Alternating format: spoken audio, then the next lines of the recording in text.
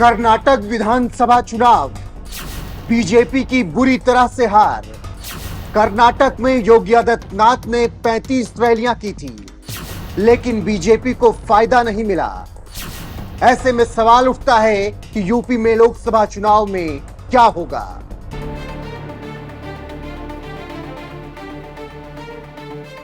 नमस्कार, मैं हूं आपके साथ रोहित। कर्नाटक विधानसभा चुनाव के नतीजे क्या आए? बीजेपी से इतने सवाल होने लगे कि बीजेपी सवालों से टेंशन में आ गई।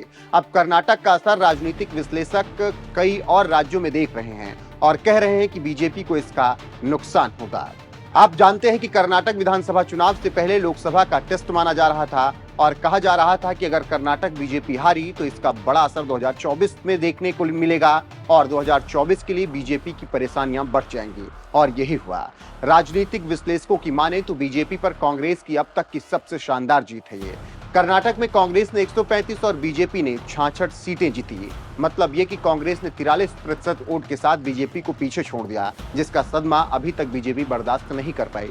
खबरों की माने तो लोकसभा चुनाव से पहले बीजेपी कर्नाटक के चुनाव को बहुत अहम मान रही थी, लेकिन कर्नाटक की जनता ने बीजेपी को जोर का झटका धीरे से दिया। जबकि इस चुनावी रण को जीतने के लिए बीजेपी के बड़े नेताओं ने 100 से ज्यादा रैलियां और रोड शो किए, और इसी रण में कर्नाटक फतह करने के लिए बीजेपी के फायर ब्रांड नेता और यूपी के सीएम योगी आदित्यनाथ ने कुल 35 रैलियां की थी। उससे पहले साल 2017 में मुख्यमंत्री योगी आदित्यनाथ ने गुजरात, हिमाचल प्रदेश और त्रिपुरा में धुआंधार रैलियां की थी। साथ ही उन्होंने 2022 में गुजरात विधानसभा चुनाव में भी खूब प्रचार किया था। आलाकमान का ये मानना था कि योगी के भाषणों की छाप हिंदुओं के एक समूह पर पड़ती है। पार्टी ये मानकर चल रही थी कि कर्नाटक में भी योगी की छाप पड़ेगी, लेकिन ऐसा नहीं हुआ और बीजेपी वहां बुरी तरीके से हार गई। राजनीतिक विश्लेषकों की माने तो अब लोकसभा चुनाव के नजदीक आते ही ये सवाल उठता है कि क्या कर्नाटक में मिली हार लोकसभा चुनाव में यूपी में बीजेपी की सीटों पर कोई असर डालेगी।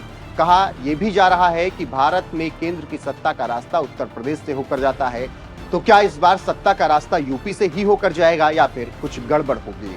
लोकसभा चुनाव में बीजेपी ने मोदी की अगुवाई में 303 सीटों पर रिकॉर्ड जीत हासिल की। इस चुनाव में सभी की नजरें यूपी के परिणामों पर फिलहाल टिकी हैं। यूपी में बीजेपी के खाते में 62 सीटें आई थी। इस चुनाव में एनडीए में बीजेपी और अपना दल एस एक साथ मिलकर लड़े। एनडीए का 51.19% वोट शेयर था। बीजेपी के खाते में 49.98% और अपना दल को 1.21% वोट शेयर मिला था। वहीं महागठबंधन में बीएसपी, समाजवादी पार्टी और राष्ट्रीय लोक दल को 39.23% वोट शेयर मिला था।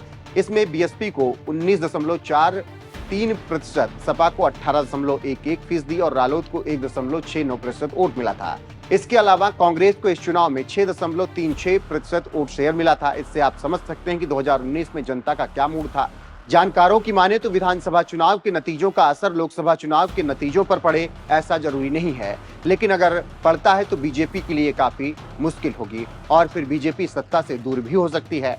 अब देखना होगा कि बीजेपी इन कमियों को कैसे पूरा करती है और अपनी साख को आगे कैसे बढ़ाती है। फिलहाल कुछ इस तरीके के आंकड़े अभी तक देखे जा रहे हैं। देखना होगा कि योगी आदित्यनाथ की अगुवाई में 2024 में बीजेपी किस तरीके से जीत दर्ज करती है और उत्तर प्रदेश से कितनी सीटें बीजेपी को मिलती हैं।